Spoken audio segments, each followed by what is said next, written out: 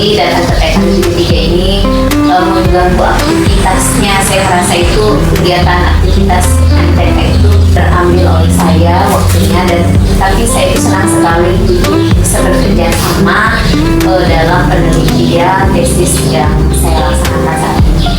Terima kasih sudah bersedia melengkapi data yang diperlukan dalam pembuatan tesis saya. Salah satunya wawancara secara lisan bisa saya laksanakan. Bagaimana Bu? Siap? Siap. Sudah berbaris. Terima kasih Bu. Oke, Ibu, kita mulai saja wawancara hari ini, dan beberapa kali saya telepon, Ibu bisa nggak ini waktu alhamdulillah hari ini lengkap ya Bu. Yang pertama nih, bagaimana pendapat Ibu tentang penggunaan bahasa Bisma dalam pembelajaran? Saya ya. Oh iya, boleh. Menurut saya penggunaan bahasa bersama di dalam pembelajaran itu sangat setuju ya. Karena di sini notabene orang bersama atau orang dusun, jadi penggunaan bersama di sini masih sangat kental Bu. Dikatakan hampir 100% anak-anak itu bisa semua bahasa bersama, kecuali memang ada orang tuanya yang bukan orang bersama asli seperti campuran orang Palembang atau orang Sekayu atau orang Jawa. Tapi di sini kalau untuk pembelajaran kami masih menggunakan bahasa Indonesia, tetapi tetap kami selingi dengan menggunakan bahasa dusun. Misal seperti contoh ketika menjelaskan tentang anggota tubuh, terkadang kan ada anak-anak ini apa? Cuping Bu, katanya kan. Berarti mereka masih menggunakan sangat kental bahasa bersama tadi. Tapi kami tetap mengajarkan bahasa Indonesia. Kalau dalam bahasa Indonesia ini namanya telinga, seperti itu. Tapi kalau untuk kegiatan di luar kelas ketika istirahat, memang kami masih tetap menggunakan bahasa bersama.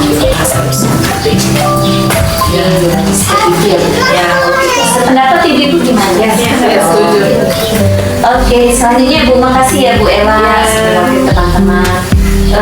Nomor 2 itu apa saja kendala yang Ibu hadapi dalam mengajarkan bahasa bersama kepada anak-anak? Saya menjawab dulu ya. Oh boleh, ya. Oke, untuk kendalanya dalam penggunaan bahasa bersama di sekolah ini adalah faktor dari gurunya Bu, karena di sini kan 50% gurunya adalah orang asli Semarang, tapi 50%-nya bukan. Jadi sehingga kendala yang kami hadapi adalah ketika pembelajaran dengan anak ini, kadang kita yang nggak tahu bahasa apa artinya gitu kan Bu. Misal ibu ambil kedadoan, kita kan bingung dadoan itu apa, ternyata boneka gitu. Seperti itu kendalanya Bu. Ya justru jadi ibu gurunya juga belajar. Jadi pembelajaran tidak hanya kita memberikan ilmu pada siswa, dan ternyata ibu gurunya juga dapat ilmu dari siswa gitu. Selanjutnya Ibu, bagaimana cara Ibu meningkatkan keterlibatan anak-anak dalam pembelajaran bahasa bersama? Saya sendiri Bu ya, dalam mengajar melalui bermain. Permainan bahasa bersama itu seperti bermain Cak Bika, bermain Yeye, Cak Umaha, itu mudah dimengerti oleh anak-anak. Seru ya?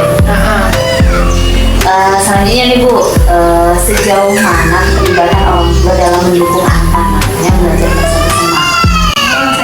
Oh, coba.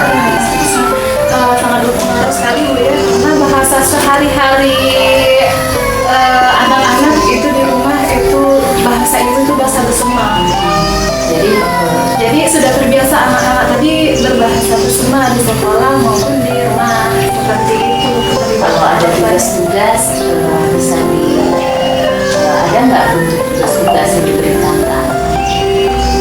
Respon orang tuanya bagaimana? Respon orang tuanya ya ini misal kita tugas-tugas itu kan di rumah, misal anak tugasnya mungkin membersihkan rumah atau apa, nah gitu kan. Jadi ada komunikasi antara orang tua dan juga anak menggunakan bahasa bersama. Terima kasih Bu Vivi, Bu Isi. Selanjutnya, menurut Ibu, apakah penggunaan bahasa bersama berpengaruh terhadap peningkatan literasi anak? Nah, jika iya, bagaimana bentuk pengaruhnya? Saya jawab ya. Oke, silakan. Bentuk pengaruhnya, misalnya guru bisa menyampaikan kepada anak untuk menceritakan kepada orang tuanya. Terus siswa juga bisa bercerita dengan bahasa bersama sesama dengan teman-temannya. Ada tambahan lagi teman-teman?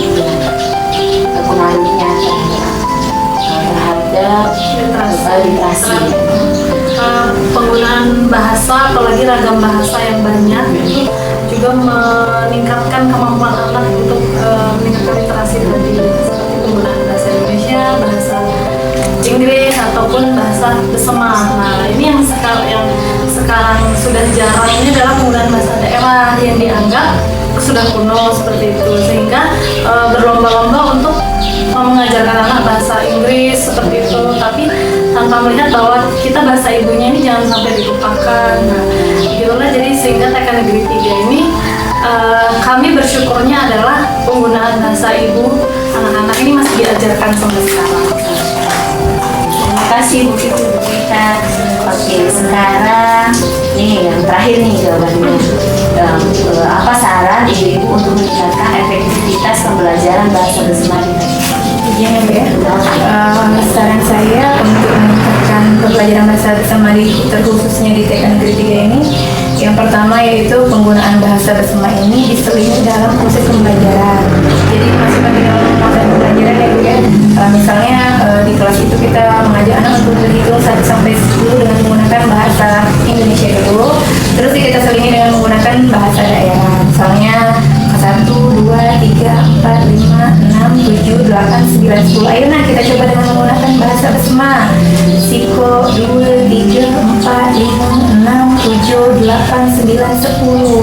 Nah dengan seperti itu, dengan kita menyelingin dari bahasa Indonesia ke bahasa Besema, anak-anak nanti merasa bangga Bu. Oh, kami mempunyai bahasa sendiri loh.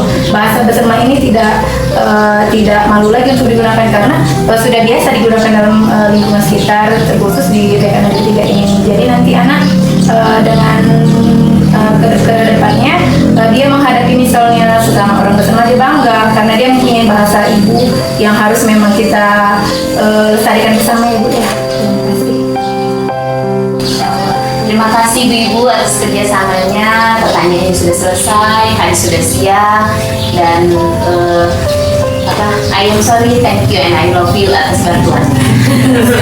Assalamualaikum warahmatullahi wabarakatuh. Waalaikumsalam warahmatullahi wabarakatuh.